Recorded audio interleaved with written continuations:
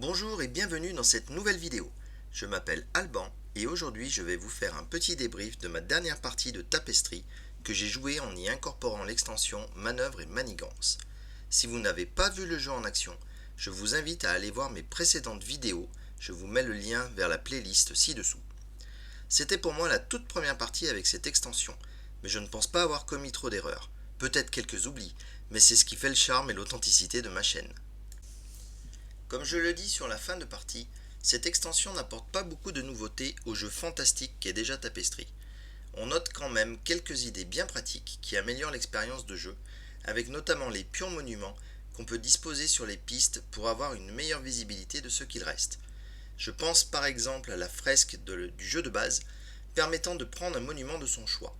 Il m'est arrivé à plusieurs reprises de faire cette action et de continuer à progresser sur la piste concernée, tout en m'étonnant au moment d'arriver au monument de ne pas le trouver dans ceux disponibles, tout simplement parce que je l'avais pris de nombreux tours auparavant.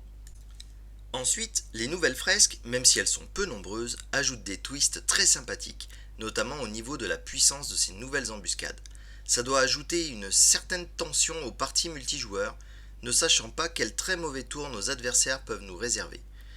En effet, les embuscades du jeu de base ne font que faire gagner une ressource de notre choix, alors que certaines de l'extension peuvent faire récupérer jusqu'à 15 points d'un coup, ce qui n'est pas négligeable.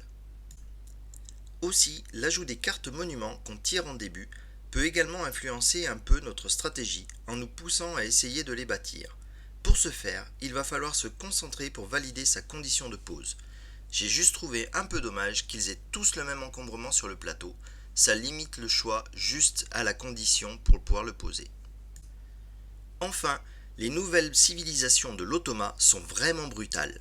Je ne sais pas si ces Trailblazers, il me semble que c'est pionniers en français, sont aussi puissants qu'ils en ont l'air, ou si j'ai été très mauvais, je me suis peut-être trop laissé distancer.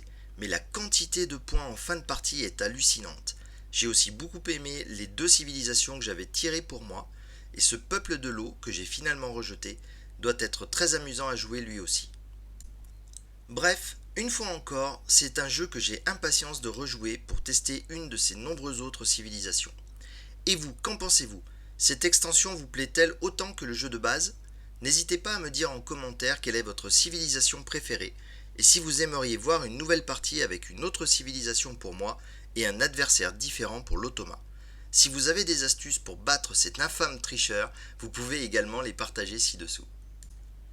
Enfin, je conclurai sur le fait que la qualité du matériel de l'extension est à la hauteur du jeu de base. Les monuments sont toujours aussi magnifiques, les illustrations superbes, et la qualité des cartes et plateaux-civilisation au top. Quel malheur que Matago n'ait pas jugé bon de le réimprimer. Du coup, pour essayer de les motiver, j'ai créé une pétition il y a déjà un bon moment, dont je vous mettrai le lien en description sous cette vidéo, si jamais le cœur vous en dit de la signer. Parlant de liens en description, n'oubliez pas d'aller voter sur Ko-fi pour le prochain jeu de Vital Lacerda que je présenterai sur ma chaîne.